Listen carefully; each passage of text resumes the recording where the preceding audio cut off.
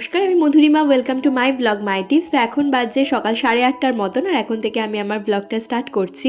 সকালে উঠে ব্রাশ করে আগের দিনের ড্রেসটা চেঞ্জ করে আমার প্রথম কাজ থাকে মিষ্টির জন্য ব্রেকফাস্ট বানানো। মিষ্টিকে আজকে অনেক দিন পরে দেব হচ্ছে খেজুর। তো আগের দিনই মিষ্টির জন্য খেজুর এনেছিলাম। তো বেশ কয়েকদিন আগে যখন মিষ্টি প্রথম সলিড স্টার্ট করেছিল, তার কিছুদিন পর থেকে মোটামুটি যখন 7-8 মাস বয়স ছিল মিষ্টি, সেই সময় মিষ্টিকে আমি খেজুর দিতাম। কিন্তু খেজুর দেওয়ার পরে যেটা হয়েছিল, মিষ্টির কনস্টিপেশনের প্রবলেম হতো। সেজন্য সেই সময় থেকে মিষ্টিকে খেজুর দেওয়াটা বন্ধ করে দিয়েছিলাম। আপনারা অনেকেই কমেন্ট সেকশনে জিজ্ঞেস করেন যে কনস্টিপেশনের প্রবলেম বা লুজ মোশন যদি হয় আমি মিষ্টির ক্ষেত্রে কি করে থাকি। এই 11 মাস ধরে মিষ্টিকে বড় করতে করতে কিছু যে অভিজ্ঞতা হয়েছে এই ব্যাপারে, সেটা আপনাদের সঙ্গে একটু শেয়ার করি। যেরকম দেখবেন অনেকেরই খেজুর খেলে কনস্টিপেশনের প্রবলেম হয়, বিশেষ করে বাচ্চাদের ক্ষেত্রে। তো সেক্ষেত্রে যদি কনস্টিপেশন হয়, তো সুজি দিলে না আবার খুব ওটা একদম ঠিকঠাক হয়ে যায়। এটা আমি ফলো করেছি। আবার যদি খুব সুজি দেওয়া হয়, তখন আবার লুজ মোশনের প্রবলেম হয়। তো সেক্ষেত্রে আমি বলবো দুটোই যদি একটু ব্যালেন্স করে খাওয়ানো যায়, কারণ দুটোই তো ভালো খাবার, সুজি এবং খেজুর। দুটো যদি ব্যালেন্স করে খাওয়ানো যায়, তাহলে লুজ মোশনও হয় না, আবার কনস্টিপেশনের প্রবলেমটাও হয় না।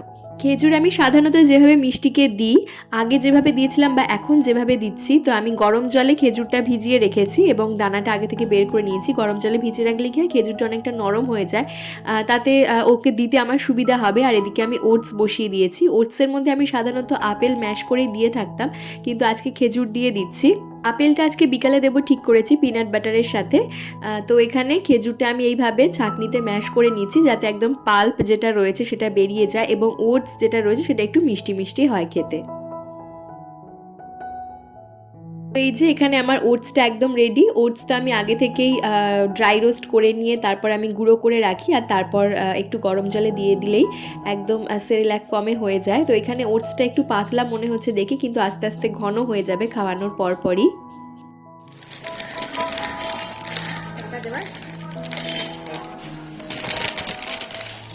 তো এই যে আমরা জাস্ট 20 মিনিট আগে ব্লিঙ্কিট থেকে অর্ডার করেছিলাম। এখন এলো, এটা আমাদের প্রথম ট্রাই ছিল, দেখা যে কিরকম কত সময়ের মধ্যে আসে। তো একদম সময়ের মধ্যেই চলে এসেছে। বলো কত মিনিটের মধ্যে ঢুকলো? একদম 20 মিনিটের মধ্যে। 20 মিনিটের মধ্যে ডেলিভারি খুব ভালো, খুবই ভালো। ব্লিঙ্কিট থেকে আমরা অর্ডার করেছিলাম কর্নফ্লেক্স। তো সকালে কর্নফ্লেক্সটা ফুরিয়ে গেছিলো, তো হাজব্যান্ড বললো চলো ব্লিঙ্কিট থেকে অর্ডার করা যাক, এটা নাকি খুব ফাস্ট ডেলিভারি করে। তো এক্স্যাক্টলি একদম সেরকমই ডেলিভারি করলো, ভীষণ ফাস্ট ডেলিভারি করলো। আর তার সঙ্গে ও দুধটাও আনিয়ে নিল, আর ছিল একটু টক দই। যত দিন যাচ্ছে অনলাইন পরিষেবা এত সুবিধা দিচ্ছে যে হাতের কাছেই যেন সব কিছু। তো এখানে দেখতেই পাচ্ছেন মিষ্টি আজকে প্রথমবার পটি সিডটা ইউজ করছে। মিষ্টির জন্য এই পটি সিডটা আমি অনলাইন থেকে অর্ডার করেছিলাম, অনলাইনে অ্যামাজন থেকে। আমি ডেসক্রিপশন বক্সের লিঙ্কটা দিয়ে দেবো। খুবই ভালো মনে হয়েছে আমার এটা, কারণ সামনে এটা একটা ধরার জায়গা রয়েছে। মিষ্টি প্রথমবারই যে এত সুন্দরভাবে এটা ব্যবহার করতে পারবে, আমি তো সত্যি ভাবতেই পারিনি। তো ডক্টরকে যখন জিজ্ঞেস করেছিলাম, ডক্টর বলেছিলেন 12 মান্থসের পর থেকে পটি ট্রেনিংটা শুরু করানোর জন্য। অনলাইনে দেখতে দেখতে যখন এটা অর্ডার করেই দিলাম, তো ভাবলাম যে মিষ্টিকে আজকে একটু বসানো যাক, আর মিষ্টি দেখলাম একদম সাকসেসফুলি এটা ব্যবহার করতে পারলো। আর মিষ্টির পটি হয়ে যাওয়ার পরে আমি সাধারণত এই মিমি কোম্পানির যে ওয়াইপসগুলো হয় সেগুলোই ব্যবহার করে থাকি। আগে তো এটাই ব্যবহার করতাম, ইভেন এখনও এটাই ব্যবহার করি। সকাল থেকে সেভাবে ব্লগটা কন্টিনিউ করা হয়নি, আবার সন্ধ্যেবেলা থেকে ব্লগটা শুরু করেছিলাম। মিষ্টিকে আজকে প্রথমবার দিচ্ছি অ্যাপেল উইথ পিনাট বাটার। আগের দিনে পিনাট বাটারটা আমি নিজের হাতে বানিয়েছিলাম, আপনাদের সঙ্গে ব্লগে শেয়ার করেছি।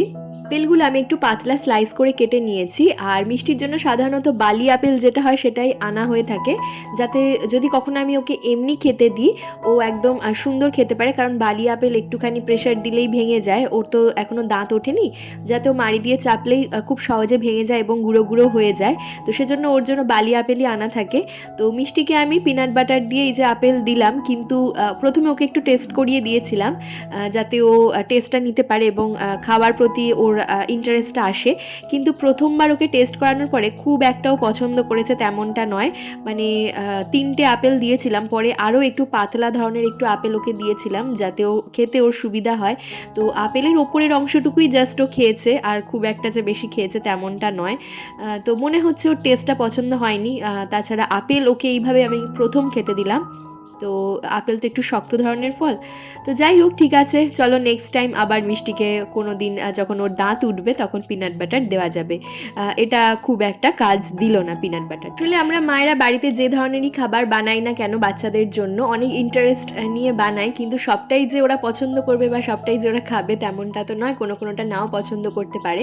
তো যাই হোক, এখানে আমি মিষ্টিকে এখন নিয়ে বসেছি ওর জন্য যে পিকাবু বইটা অর্ডার দিয়েছিলাম। বইটা ভীষণই সুন্দর, প্রচুর ছবি রয়েছে এবং এর মধ্যে একটা সেন্সারি বুক হিসাবে কাজ করে যেহেতু এটা, সেজন্য আমি এভরিডে ইভিনিংয়ে মিষ্টিকে একটু করে দেখাই। এছাড়া ফ্ল্যাশ কার্ড দেখাই, নানা রকম পশু পাখির ছবি, ফুলের ছবি দেখাই এবং প্রত্যেক দিন ওকে এনভায়রনমেন্ট থেকেও শেখাই, যেরকম রিয়েল জিনিস যেগুলো হয় আমাদের চারপাশে যা যা রয়েছে সেগুলো ওকে বলি মাঝে মধ্যে। কমেন্ট সেকশনে একজন লিখেছিলেন যে এখন ওর বই পড়ার থেকে বাড়ির লোকের সঙ্গে সময় কাটানো বা বাড়ির লোকেদের চেনাটা অনেক বেশি দরকার। ডেফিনেটলি বাড়ির লোকেদের সঙ্গে সারাটা দিনই ও কাটাচ্ছে, বাড়ির প্রত্যেকের সঙ্গে সারাটা দিন কাটাচ্ছে। সুতরাং সন্ধ্যাবেলার টাইমটা যদি ও 1-8 ঘন্টা বইয়ের সঙ্গে কাটায় কোনো অসুবিধা নেই, তাতে ওর বই পড়ার অভ্যেস তৈরি হবে এবং পরবর্তীকালে যখন ওকে আমি বই নিয়ে বসাবো হঠাৎ করে, যখন ওর স্কুলে ভর্তি হওয়ার সময় চলে আসবে, তখন ও অতটা বেশি আপসেট হবে না বা এটার সঙ্গে পরিচিত হয়ে যাবে ছোট থেকে। এখনকার বইগুলো তো আমাদের সময়কার মতন তৈরি হয় না, শুধু কালো সাদা লেখাতে তৈরি হয়ে গেল বা ওই ছোট্ট ছোট্ট ছবি। এখনকার বইগুলো অনেক বেশি প্রমিনেন্ট হয়েছে, অনেক বেশি কালারফুল হয়েছে এবং বাচ্চারা ওটা মানে দেখতে অনেক বেশি ভালোবাসে। সেটাই হচ্ছে সব থেকে বড় কথা। বাচ্চাদের নতুন নতুন জিনিস দেখালে, নতুন অ্যাক্টিভিটি শেখালে, বিশেষ করে আমি তো দেখেছি মিষ্টির ক্ষেত্রে অনেক বেশি খুশি হয়। আর আমি যদি কখনো সময় না পাই, তারপরে যদি ওকে আমি বসাই এই ধরনের অ্যাক্টিভিটিগুলো করাতেও এত সুন্দরভাবে করে, তখন আমার মনে হয় যে ওকে আমি রোজ নিয়ে বসাবো এইভাবে। আর আপনারা হয়তো খেয়ালও করেছেন যখন ওকে আমি বইটা দেখাচ্ছিলাম ও কত ইন্টারেস্টের সাথে দেখছিল। সুতরাং বাচ্চারা যদি এরকম ইন্টারেস্ট দেখায় তাহলে তো নিজেদেরও ইচ্ছা হয়, তাই না, ওদেরকে আরও অনেক বেশি শেখাতে। তো এই যে মিষ্টি এখন মেঝেতে হামাগুড়ি দেওয়া শিখে একটাই অসুবিধা হয়েছে, মেঝেতে যাই পড়ে থাকুক না কেন, মশা, ডালের গুঁড়ো বা সেরেল্যাকের গুঁড়ো বা ফলের টুকরো যাই পড়ে থাকুক না কেন, ও সেটা তুলে নিয়ে মুখে দিয়ে দেয়। মিষ্টির এখন চলছে 11 মান্থস। তার মধ্যে ও যে মাইলস্টোনগুলো অ্যাচিভ করেছে, যেরকম ও এখন সাপোর্টের সাথে দাঁড়াতে পারে, এছাড়া হামাগুড়ি দেওয়া, এছাড়া সাপোর্ট দিলে ও এক পা করে হাঁটতেও পারে। আর সেদিনকে যেরকম সিঁড়ি বেয়ে হামাগুড়ি দিয়ে উঠে যাওয়ার চেষ্টা করছিল। কমেন্ট সেকশনে একজন জানিয়েছিলেন যে আপনার ছেলে বা মেয়ে মিষ্টির বয়সী হবে, সে এখন হাঁটতে শিখে গেছে। তো সবার মাইলস্টোন কিন্তু একসময় অ্যাচিভ হয় না, আগে পরে হতেই পারে। এছাড়া বসতে পারা তো অনেক দিন আগেই শিখে গেছে। মিষ্টির এখন কিছু কিছু প্রিয় খেলনা রয়েছে, যেরকম কিছু কিছু খেলনা দেখালে ও অনেক বেশি রেসপন্স করে। এখানে আমি সোফাটা গোছাতে থাকি আর আপনাদের সঙ্গে শেয়ার করতে থাকি মিষ্টিকে আমি হামাগুড়ি দেওয়া কিভাবে শেখালাম। তো মিষ্টি প্রথমে হামাগুড়ি দিতে পারতো না, যখন আর কি শীতকাল ছিল, যে সময়টা আর কি ওর হামাগুড়ি দেওয়ার বয়সটা ছিল 8-9 মাস বয়সটা। তো সেই সময় হামাগুড়ি দিত না। আপনারা অনেকেই বলেছিলেন যে হামাগুড়ি দেওয়ার জন্য কী কী স্টেপ আমি ফলো করিয়েছিলাম মিষ্টিকে, সেগুলো শেয়ার করার জন্য। তো সেগুলোর ভিডিওতে এখন আর আমার কাছে নেই, তো সেজন্য মুখেই বলে দেওয়াটা বেটার হবে।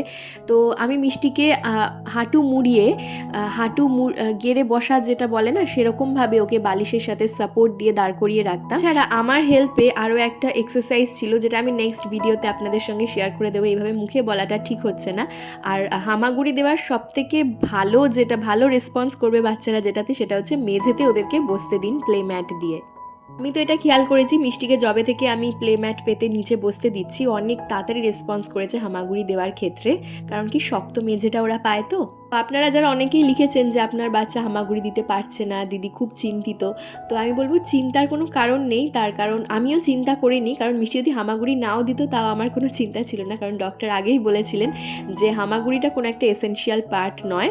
হ্যাঁ, যদি আপনার মনে হয় যে আপনার বাচ্চা হামাগুড়ি দিক, আপনি দেখতে চান সেটাও অ্যাচিভ করুক, তাহলে আমি বলবো যে মেঝেতে বসতে দিন, খুব ভালো এটা রেসপন্স করবে। আজকে অনেকগুলো কভার আমি পরপর চেঞ্জ করে দিচ্ছি, যেরকম সোফার কভারটা চেঞ্জ করে দিয়েছি, আর এখন বিছনার চাদরও চেঞ্জ করে দিলাম, প্লাস ওয়াশিং মেশিনের কভার, ডাইনিং টেবিলের কভারটাও চেঞ্জ করব ভেবেছিলাম, কিন্তু তারপর আর সময় হলো না।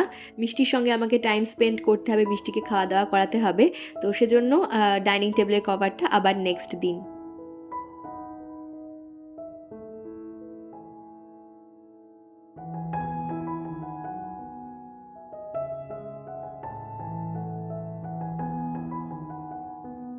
নেক্সট দিন সকালের ভ্লগ এটা, হাজব্যান্ড এটা ভিডিও করে এনেছিল। তো নতুন ফ্ল্যাটের জন্য এই সোফা কাম বেড প্লাস একটা খাট বানাতে দেওয়া হয়েছিল, তো সেগুলো চলে এসেছে দেখতেই পাচ্ছেন। খাটের এই যে ডিজাইনটা দেখছেন এটা আমারই পছন্দ করা, তো গুগল থেকে দেখে আমি এই ডিজাইনটা বলেছিলাম ওদেরকে, আর এক্স্যাক্টলি ওরা সেরকমই বানিয়েছে, ভীষণ সুন্দর হয়েছে সত্যি কথা।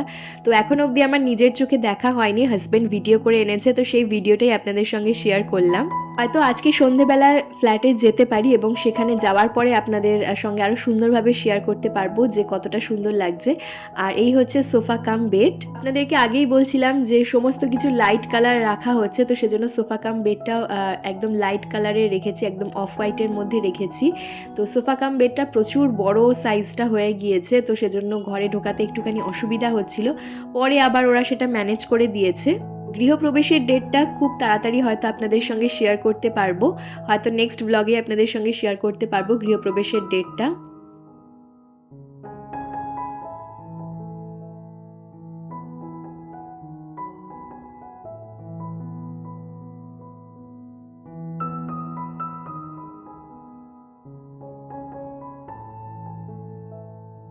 আর এই যে এদিকে বাড়িতে আমি মিষ্টিকে এখন খাওয়া দাওয়া করাচ্ছি, অনেক দিন পর মিষ্টিকে আমি মাছ দিচ্ছি। মিষ্টি আজকে মাছটা খুবই পছন্দ করছে। আসলে মিষ্টিকে প্রথম যখন মাছ দিয়েছিলাম না, একদমই পছন্দ করেনি। তো আজকে ভাবলাম যে মাছ ভাজা করেছি, তো মিষ্টিকে একটা দিয়ে দেখা যাক, যদিও পছন্দ না করে তো ঠিক আছে, কিন্তু দেখলাম না মিষ্টি মাছ খেতে পছন্দ করছে, তো সেজন্য অল্প অল্প করে ওকে দিতে থাকলাম। যদি আগে থেকে জানা থাকতো যে মিষ্টিকে একটু মাছ দেবো, তাহলে আমি একটা পেটির মাছ আনতে বলতাম। তো যাই হোক, আজকে এটা থেকে দেওয়া যাক। মিষ্টি যে পছন্দ করছে এটা সব থেকে বড় ব্যাপার। আমি তো ভাবছিলাম ও মাছ হয়তো খেতেই চাইবে না, প্রথমে এরকম নাক সিটকাতো। আসলে ওর বাবা মাছ খেতে প্রচণ্ড ভালোবাসে, আর ওর বাবা তো রীতিমতো টেনসড ছিল যে মেয়ে যদি মাছ খেতে না চায় তাহলে কি হবে, তাহলে মেয়ের সঙ্গে এত রকম মাছের খাবার, এত রকম মাছের পদ কি আর বসে খাওয়া হবে না, তাহলে ও যদি মাছ না খেতে চায়। তো মিষ্টি মাছ খেতে পছন্দ করছে দেখি ওর বাবা কিন্তু ভীষণ খুশি হয়েছে। তো এদিকে মিষ্টির খাওয়া দাওয়া একদম কমপ্লিট, দুপুরের লাঞ্চ। আর বললামই নেক্সট দিন থেকে আমি আবার ব্লগটা শুরু করেছিলাম, নেক্সট দিন দুপুর থেকে। আর ওইদিকে অলরেডি ফ্ল্যাটে কাজকর্ম অনেক কিছু চলছে, আর এখানে মিষ্টির খাওয়া দাওয়া শেষ, মিষ্টিকে জল খাইয়ে দিলাম, আর এই যে মুখ মুছিয়ে দিচ্ছি। তাহলে আজকের ব্লগে আর আপনাদের সঙ্গে বেশি কিছু শেয়ার করতে পারলাম না। আর যারা ভিডিওটা দেখতে দেখতে একদম শেষ অবধি চলে এলেন, আশা রাখবো ভিডিওটা হয়তো তাদের একটু হলেও ভালো লেগেছে। যদি ভালো লেগে থাকে তাহলে চ্যানেলটা সাবস্ক্রাইব করে দিতে ভুলবেন না। কেমন লাগলো অবশ্যই কিন্তু কমেন্ট সেকশনে জানাবেন, আর আপনার করা একটা লাইক আমাকে নেক্সট ভিডিও বানাতে অনেক অনেক বেশি মোটিভেট করে। তাহলে আজকের ভিডিওটা এখানেই শেষ করছি, ফিরবো নতুন ভিডিও নিয়ে। ভালো থাকবেন, সুস্থ থাকবেন, ধন্যবাদ।